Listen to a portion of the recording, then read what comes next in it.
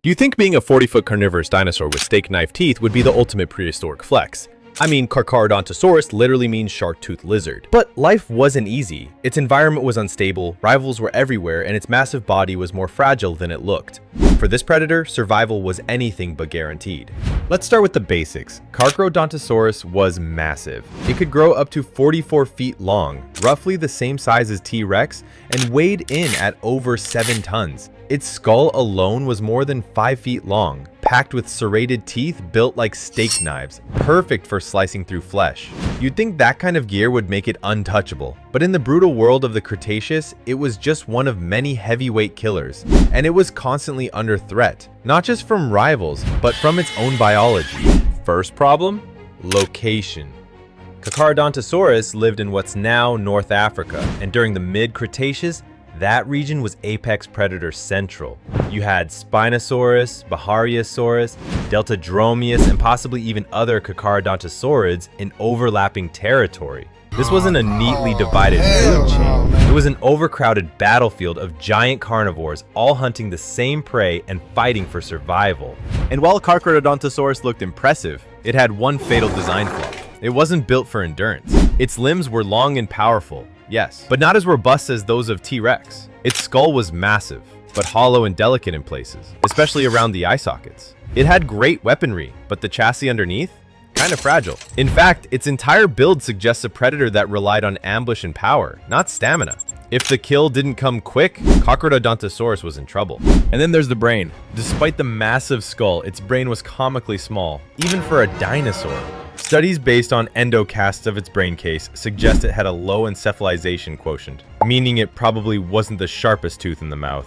No complex pack hunting, no high-level coordination, just brute force, big jaws, and good luck. That's not great when you're up against faster, smarter, or more versatile predators. But the worst part? Environmental collapse. Around 95 million years ago, the ecosystems of North Africa began to fall apart.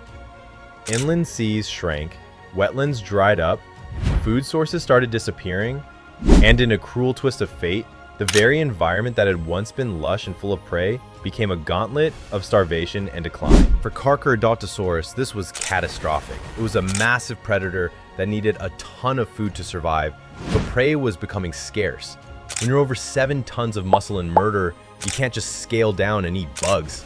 It likely turned to scavenging, or worse, fighting other predators for scraps. Not exactly the apex life you'd expect.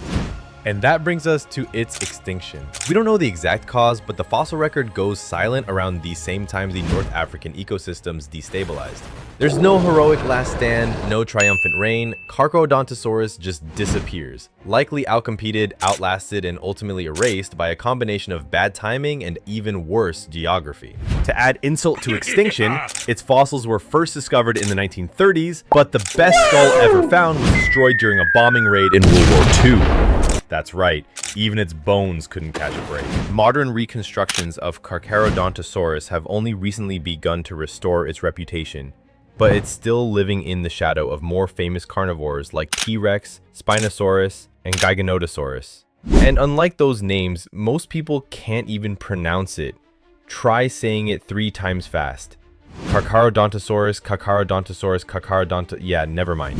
When it comes to paleo art, Carcharodontosaurus gets no respect. It's either drawn as a generic big lizard with teeth, or worse, confused with its own cousins. You scroll through prehistoric illustrations and see 10 different versions. None of them agree on the face, the posture, or even the muscle structure. It's like no one actually knows what it looked like, and no one's really trying to fix that. If style points mattered in the Mesozoic, Carcharodontosaurus was walking around in knockoff merch. Even in documentaries and dinosaur rankings, Carcharodontosaurus gets the who treatment. It's always T-Rex stealing the spotlight or Spinosaurus getting its Hollywood moment. Meanwhile, Carcharodontosaurus is stuck in the prehistoric background like a B-list villain with A-list weapons. It should be famous. It deserves a starring role, but instead it's that one terrifying creature nobody can remember. or spell. And if you thought being a giant carnivore got you a guaranteed invite to Jurassic Park or any dino-themed game, think again. T-Rex front and center, raptors everywhere. Even Carnotaurus and Giganotosaurus are making headlines now. But Carcharodontosaurus? It's lucky to get a cameo in a mobile game, mislabeled. It's like Hollywood, video games, and toy lines all agreed this thing was too hard to market, so they quietly benched it. But the biggest insult? When people finally come across Carcharodontosaurus, the first thing they say is, wait, isn't that just a bigger Allosaurus? That's like calling a great white shark a bulked up sardine. Yeah, they're related, but Carcharodontosaurus wasn't just bigger. It was meaner, heavier, and had knife blade teeth built to carve, not just crunch. The comparison isn't just lazy, it completely misses how monstrous this thing really was. It's technically not wrong, but it's so wrong it hurts. Even its teeth, arguably its most defining feature, don't get the love they deserve. These weren't just big, they were serrated like steak knives, designed to carve flesh with maximum efficiency. But you wouldn't know that from how little attention they get. While T-Rex's banana teeth get entire documentaries, Carcharodontosaurus's mouth arsenal gets shrugged off like background noise. It's like owning a chainsaw and never getting invited to the lumberjack competition. And despite being a literal super predator, it's never the face of prehistoric fear. No horror games, no movie jump scares, not even a decent meme. Meanwhile, smaller, dumber, and debatably less dangerous dinos are plastered on every lunchbox and loading screen.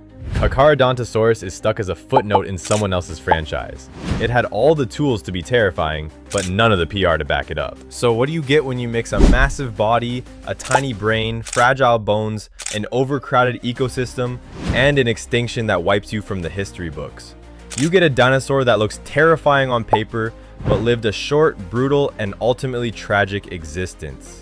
So still think it'd be awesome to be born as a giant carnivorous dinosaur. Carcharodontosaurus had the tools, the size, and the bite, but nature stacked the odds against it.